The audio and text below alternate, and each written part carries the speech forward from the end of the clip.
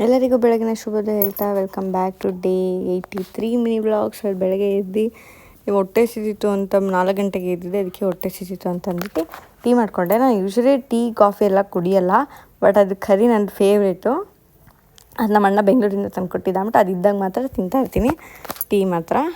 So ಆಮೇಲೆ ತಿಂದು ಸ್ನಾನ ಮಾಡ್ಕೊಂಡ್ಬಂದು ಎಲ್ಲ ಫ್ರೆಶಪ್ ಆಗಿ ರೆಡಿ ಆಗೋದೆ. ಇವತ್ತು ಸೋಮವಾರ ರಶ್ ಇರ್ತದೆ ಅಂದ್ಕೊಂಡು. ಸೊ ನನ್ನ ತಮ್ಮ ಲೇಟ್ ಮಾಡ್ದೆ ಸ್ವಲ್ಪ.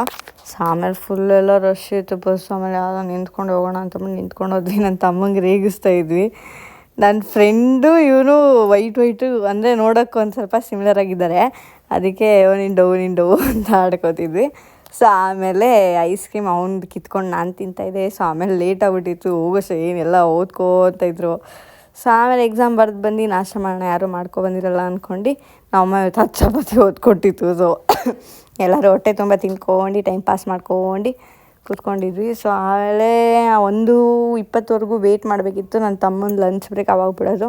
ಅವ್ನ ಲಂಚ್ ಬಾಕ್ಸ್ ತಿನ್ನೋಕ್ಕೆ ಅಂತ ನಾವಿಷ್ಟು ಜನ ಮತ್ತೆ ಹೋಗ್ತಿದ್ವಿ.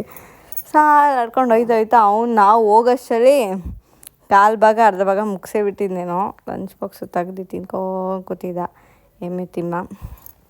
ಸೊ ಆಮೇಲೆ ನನ್ನ ಫ್ರೆಂಡ್ಸ್ ಇವರು ಬೇಗ ಹೊಂಟೋಗ್ಬಿಟ್ಟಿರೋರು 12ವರೆಗೆ ಎಕ್ಸಾಮ್ ಮುಗ್ದಾಗೆಲ್ಲ. ಸೊ ಆಯುಷು ಸಿಗ್ತಿರ್ಲಿಲ್ಲ. ಸೊ ಇವತ್ತು ಸಿಗ್ದ.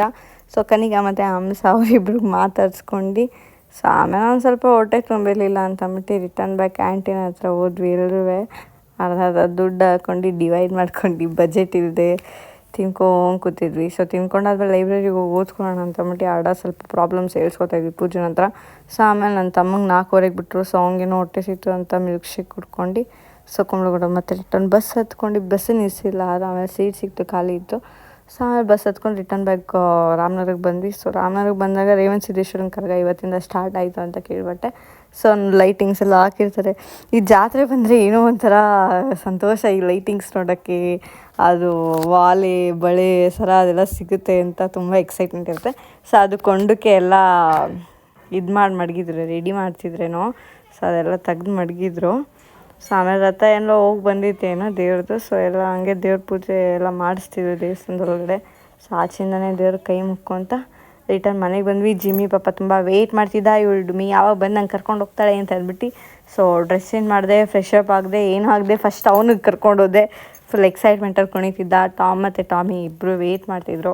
ಸೊ ಅದಕ್ಕೆ ಅವ್ರ ಹತ್ರ ಹೋಗ್ಬೇಕಿತ್ತು ಅಂದ್ಕೊಂಡು ಜಿಮ್ಮಿಗೆ ಫಸ್ಟ್ ವಾಕಿಂಗ್ ಕರ್ಕೊಂಡೋದೆ. ಅಶ್ವಿನಿಕ್ ಅವ್ರ ಜೊತೆ ಎಲ್ಲ ಮಾತಾಡ್ಕೊತ ಇವತ್ತಿನ ದಿನ ಹೀಗಿತ್ತು. ಸೊ ಇವತ್ತಿನ ಮಿನಿ ವ್ಲಾಗ್ ಇಲ್ಲಿಗೆ ಮುಕ್ತಾಯವಾಗ್ತಿದ್ದೆ. ಧನ್ಯವಾದಗಳೊಂದಿಗೆ tata bye bye, see you.